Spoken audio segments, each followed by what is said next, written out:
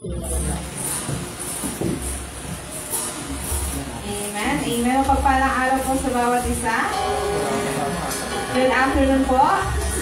Good afternoon po. Welcome po sa JWFCI sa ating part 2 celebration of True Gospel. Amen po? Sino ba excited? Iwan po ito, no? Palamahan mo natin ang Diyos. Sabi ko ngayon.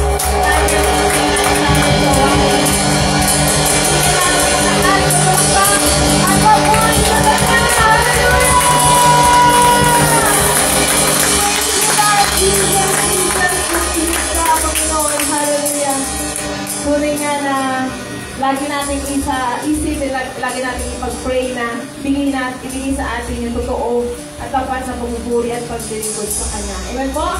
Umpisa na po. Amen po ba yun? Amen. So, kumita natin siya ng kalakip na awitin mula sa ating mga puso. Hallelujah, Jesus.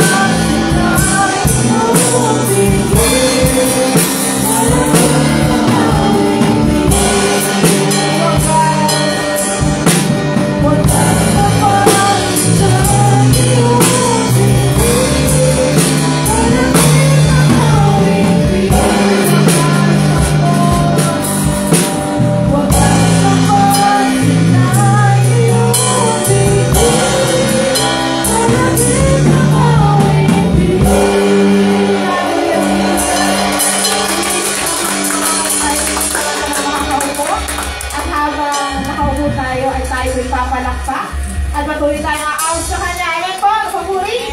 Amen. Tayo pumawit, Michael lang.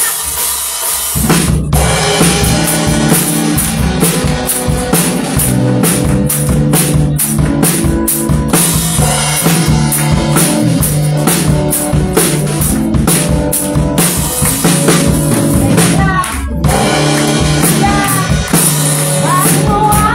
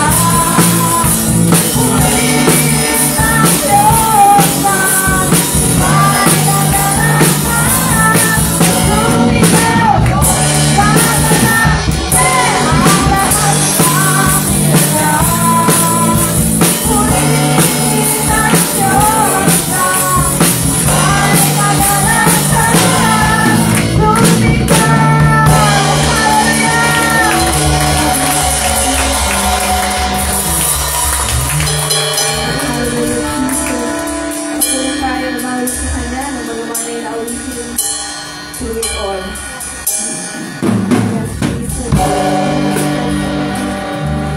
Forever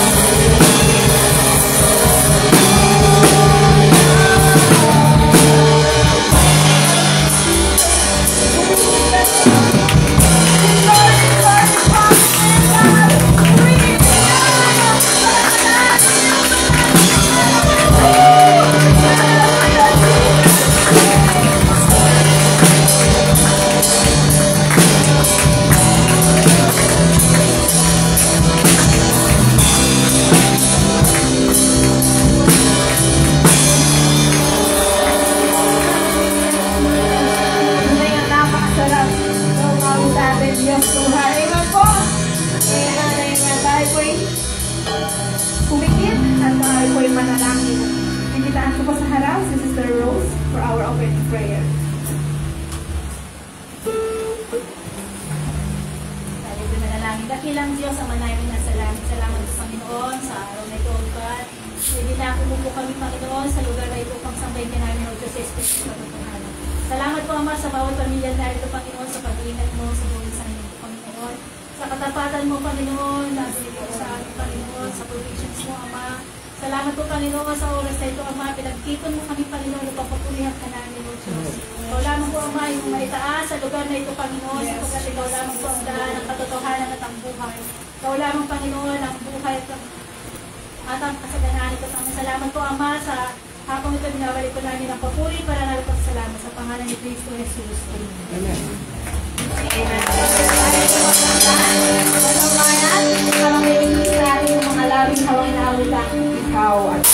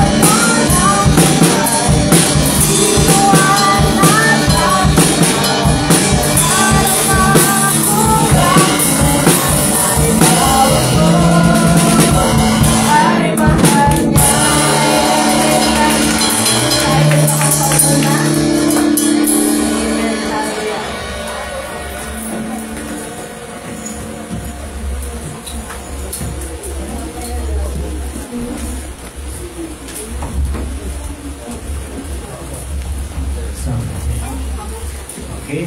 Mapagpalang hapon po sa bawat isa. Ito yung posturan na nami-miss ko. Yung ganda palang MC ka lang, no? Nakatayo ka dito. Kasi kaya ng 45 minutes na nakatayo eh. Okay? So, ngayon pong hapon ito, salamat sa Diyos. Ako ito yung unang araw ng ating celebration of the true gospel. Alam niyo po, kailangan natin itong ganitong mga gawain kasi ito yung kailangan ng mga Pilipino ngayon. Ang Pilipino ngayon ay dati lang sa sisino, no? Mga lindol, corruption, kahirapan. Isa lang ang pinagtakuhan ng Panginoon, ng Diyos. At kailangan natin mag-iyak na tayo ay maligtas sapagkat yun lamang ang tanging paraan para tayong makalaya at makahango sa ganitong mga kalagayan. Sabi ko nga lagi sa aking mga pagtuturo, mahihirap na nga dito sa lupa. Sa kabilang buhay, maghihirap pa tayo para namang unfair naman. So dapat naman dito man lang tayo ay malaman na natin kung paano tayo maligtas at magkaroon tayo ng buhay na walang hirap. Sa ating mga ilang mga announcement, ngayon po ang araw, ito yung unang araw ng ating celebration ng True Gospel. At bukas, linggo ng umaga, meron tayong gawain. Alas 9 ang simula. So, every service, meron tayong dalawang speaker. No? Magagaling sa Pilipinas yung isa magagaling sa Australia. Ganoon lang po yun. Okay? So, ngayon pong hapon, ang ating gawain, katulad ng ginagawa natin, ang ating mga regular na gawain, every Sunday, ay meron tayong Sunday School na 8:30.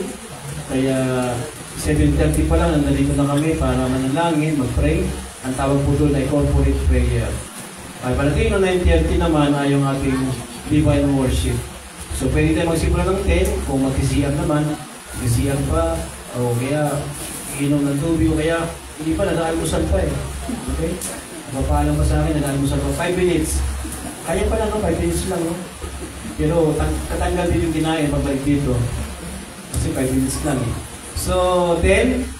At sa hapon naman ay, regular po ito mga kapatid. 3 p.m. yung ating equipping the saint. At pero bago pala dumating yun, pag Miyerkules meron tayong equipping the leaders. Diba? Ano yung kaibahan ng equipping the saints sa equipping the leaders? Kasi dapat tayo yung naguhubog ng mga leader doon naman sa equipping the leaders. Equipping the saints yun mula sa mga manampalataya, tayo yung naguhubog na matutusgan ng mga doktrina o turo ng Biblia. So kaya ginagawa natin yan pagka Miyerkules at linggo ng hapon. Kaya kung linggo, pagka hindi ka pwede sa umaga, ay meron pang hapon na gawain. Yan pong gawain natin. So yan pong ating mga pagtitipon. At every Friday, meron pong tawag nila doon. Prayer gathering. O yun pala, prayer gathering. Every Friday. Okay? Meron silang Friday. Ayan. Yun ay Google sa Google. Google Meet. Okay, so sumama kayo doon at para makapakinig kayo ng pagtuturo doon ni Coach May, ni Ate May. At meron ba ako nakalimutan? Wala na. Bukas. Bukas mo kayo mawawala ha. Huwag kayo mawawala bukas. Dito na kayo mananghalian. Nagtatayo ako ng restaurant dito bukas.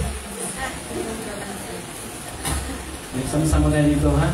Huwag kayo mawawala ha. Punta kayo dito. Okay. Dito naman kayo matulog eh. Dito kayo matulog. Dito na papauwi itong dalawang duwi mo na ito. Kasi yung umuwi pa ito, malayo pa ito sa Pilipinas yung isa. Yung isa sa Australia. Dito na papauwi. Okay. So yan ang ating mga pagtitipon. Ngayon, meron tayong dalawang speaker ngayon.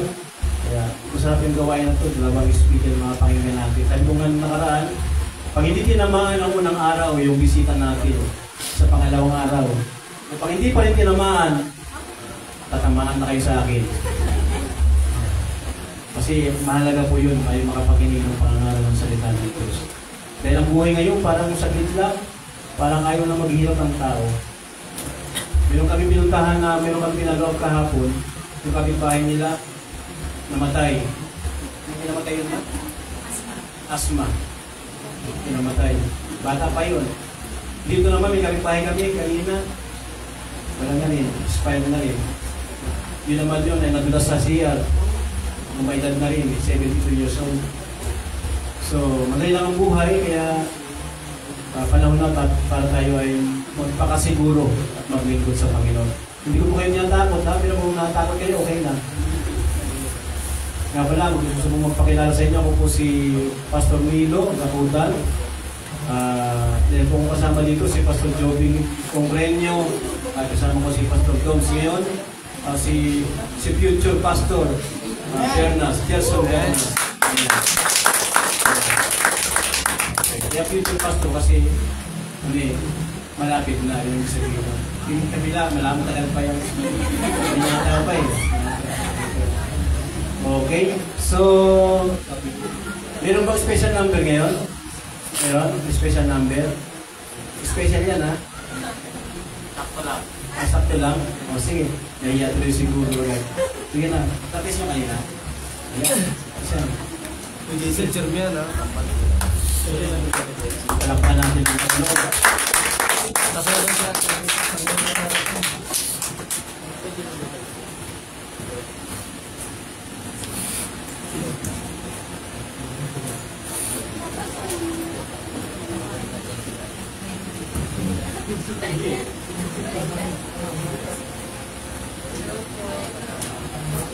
Hello po. Hi! Ayan. Gusto mo tingnan mo na. Yung special number ko na is, napili ko siya kasi parang ang ganda niya kasi parang andun na lahat sa story. Hindi naman lahat, pero parang sinasummarize niya yung Bible. Ano ba ba?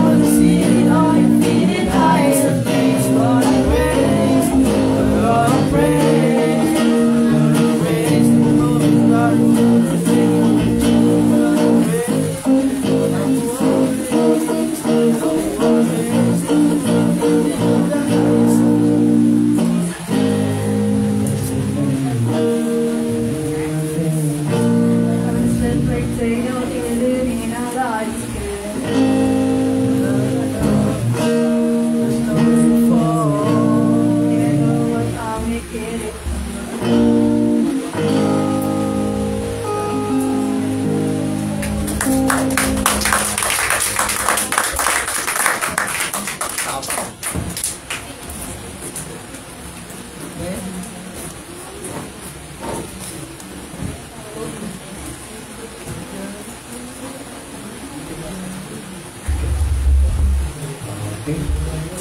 Wala na. Mapagod ang sobre ko. Style ko yan. Mangihingi ako ng pang-over eh. Mapagod ang sobre ko. Kasi mahirap naman yung challenge tayo dito bago sa tayo magbibigay. Dapat tayo muna. Okay? So ngayon ay maghahandog muna tayo sa Panginoon. Ang tawag na sa paghahandog na ito ay ito yung natawag na building pan and log kit. Ayan. No? Bakit mayroong building pan? Kasi nagbabayad tayo ng building. Yung log kit, yun yung binibigay natin, yan ay ng kusa. Hindi tayo napipilitan. Sa pagkasabi ng Biblia, iibig ng Diyos ang bibigay ng masaya. Okay? Kaya pag tayo ay nagbibigay sa Panginoon, dapat hindi tayo pinipwersa. No? Dapat kasama yung puso. Mas masarap magbibigay ng mahal mo, yung binibigyan mo, kaysa yung inuobliga ka. Kasi po kasi malaman mo kaling obligado, yung building pan. Kasi hindi po akin ang building na ito. Pag hindi ko binayaran, hindi po tayo, hindi ko makakapagtipon dito, yun yung obligado. Okay? Pero yung handog sa Panginoon, hindi po yan obligado. Kung ano ang naman ang puso mo, kung saan ka magiging masaya, supportahan ka. Okay? 2 Corinthians chapter 9 verse 8. Yung pasahin ako sa inyo doon. Pagkatapos na tayo magbigay, sabi ng Biblia ganito.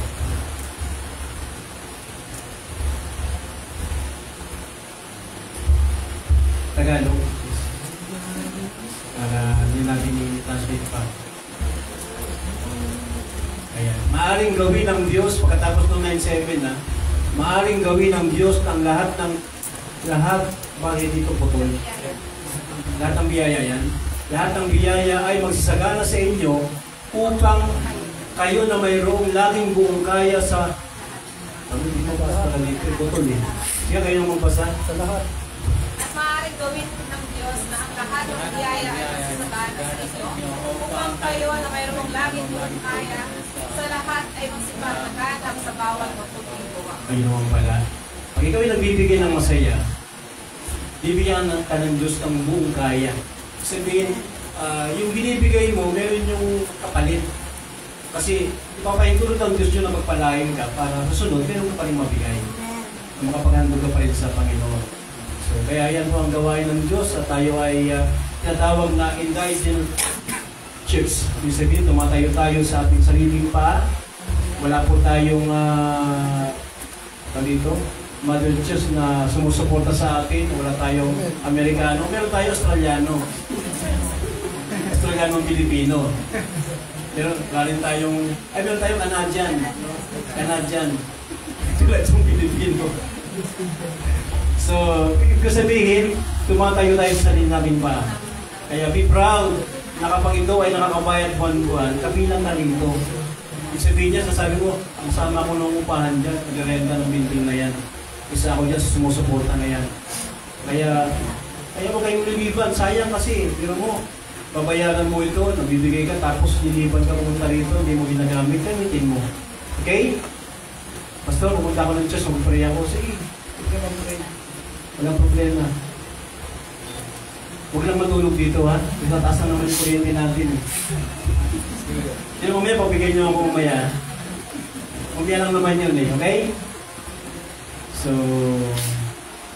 wala na akong nakalimutan siguro na wala na. Okay? Kaya magbibigay, mayroon pang aser. Okay, ang kailangan natin aser ha, hindi asar. Ayan, aser. Ayan. Ayan. Si Engineer James ang ating aser. Para pagpalain si Engineer. Ayan. Kumain tayong lahat para hindi tayo makadukot. Ayan, sige. Dukutin yung pinakamainam. Sabi ng Biblia ay ibabalik ng Diyos. No? Sabi ng Biblia, takal na mabuti, siksik, niklik at tagong mapaupan. Okay? Ibigay muna tayo bago tayo mag-pray.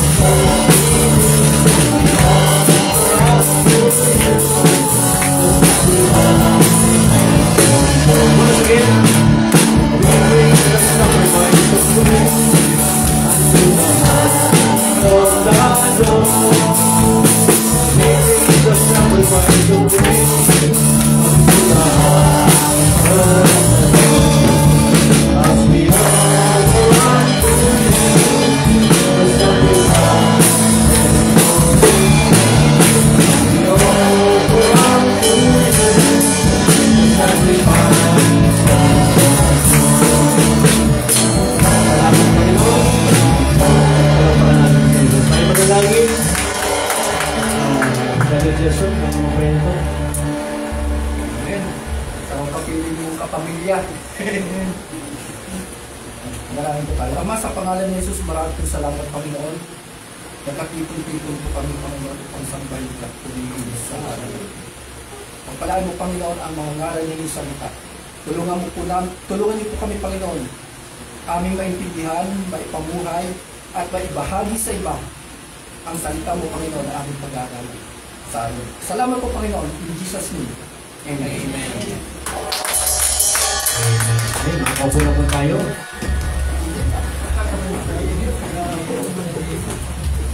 Bakit ang inom po? Bakit kaya? May mga matay na injik siguro. Okay. So, again, welcome sa Jesus the Only Way Family Church. Ang iglesia pong ito ay tinatawag na Evangelical Church. Pag sinabing Evangelical Church, gumagamit po tayo ng Biblia. Kaya kung may nakita po yung mga simbahan na Biblia ang ginagamit, that is Evangelical Church. Kaya nga lang yung iba ay mali yung kanilang interpretasyon o pagtuturo sa Biblia na kanilang hawak. So, tayo po ay tatawag ng Trinitarian Church. Naniniwala po tayo. Hindi po, ang Biblia naniniwala na mayroong isang Diyos at ang isang Diyos na ito ay mayroong tatlong persona. Ang Ama, Anak, Espiritu Santo. Hindi po yan natin paniniwala, yan ay paniniwala ng Biblia na dapat natin tanggapin. At yan po ang ating po mga, ito po ay natatag noong 2016. At ngayon ay itong this coming May 2026 ay 10 year na tayo. No? Isang dekada na po tayo. Kaya pagandaan po natin yun, isang dekada, 10 years na tayo. Kaya ang church na ito ay meron ng 10 taon. Kaya yung mga anak ko malalaki na. Na magsimula kami dito, maligit pa yan mga yan. No? Yung bunso ko, maligit pa yan. Ngayon, may sarili ng buhay. Ngayon, pag malaki na, may sarili ng buhay. Dati, upo. Tayo. Ngayon, hindi na. Upo. Kasi tayo mo upo na tayo eh. Kasi tayo mo tumayo na upo. Kasi ganun ngayon, no? Diba na, pag malaki na tayo kasi, yung sarili buhay. Okay, so yun po ating pong mga pagtitipon at salamat sa inyo mga kapatid. Dito po kayo sa natin si Sir NP. Nag-gusto po kayo Sir NP. Ang maalala ko sa inyo, nung tayo pa yung mag-funeral service, tawa kayo ng tawa. Ayan. Yun po ang lamay, natawa po siya ng tawa. Namatayan po siya, pero tawa siya ng tawa. Ayan. Ewan ko ba, kung maalala ko, magkatawa ng tawa yun. Okay. So kasama natin si Sister Love. Ay, kung na po Love. Sister Emily pala. Ngayon, marinig po ako ng Sister ninyo eh. Sister Love. Huwag ka pala Sister Love ang pangalan ninyo. Basta po Sister Love. sa tinirahan ng pastor. Okay. Kasi kung kayo, tawagin kayo Sister Love. Marinig ako ng Sister ninyo. Ako, patay-alo siya. So, kasama natin ang may bisita, Sister Evangeline. Ayan. Ano pangalan niya? Elizabeth. Si Elizabeth. Si mother ni Sister Emily. Ano pangalan po? Wilma po. Wilma. Parang mga po sa inyo, Sister Wilma. Welcome po kayo. At kasama rin natin Sister Paz. Kami nakita po kayo pinakabata dito sa lahat dito. Sister Paz po yan. Ayan. Pinakabata. Salamat po sa tinapay kanina.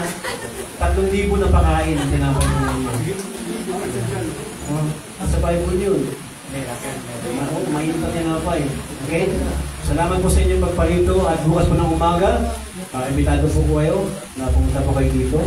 Sabi ko kanina, dito na po tayo ng halian. Kung meron kayong dadali, hindi magdala kayo. Wala kayo ng fishbowl. At mamaya pala may mga meeting mamaya, mga pastor. At dalawa lang kami may asawa. Paano yan? Pastor, dalawa lang kami may asawa rito. Ako, si Mrs. Sister Banji, yan tayo sa baba. Anin, si Father Jason. Okay, bahala na mamaya. Okay? So kasi napareserve po ako ng isang restaurant para magpasara ako. Ano po talaga. Okay? So, ngayon po ay humanda po tayo. Tayo ay makakapakinig ng pangangalan ng salita ng Diyos. Sa Pilipinas muna tayo. Kasi yung pinakamasarap, hinuhuli yan di ba? Pag kumakain ka ng isda, hinuhuli mo yung sa tiyan, banda sa tiyan. Kasi pinakamasarap yun. Okay, so, ito back to back to, mga kapatid, back to back. Domingo. Oh, back to back, di ba? At parang gusto ko nga rin magpalit ng pangalan eh. Domingo lang ng pangalan ko. Para back to back.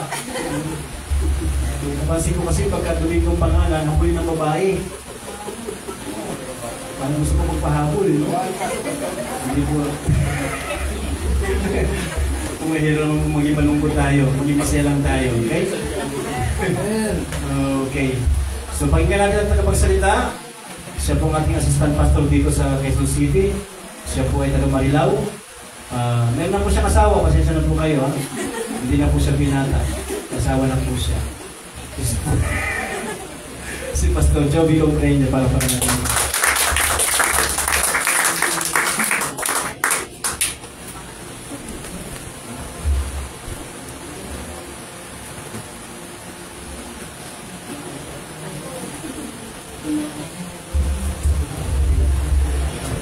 Isang magandang hapon po sa inyong lahat, mga kapatid.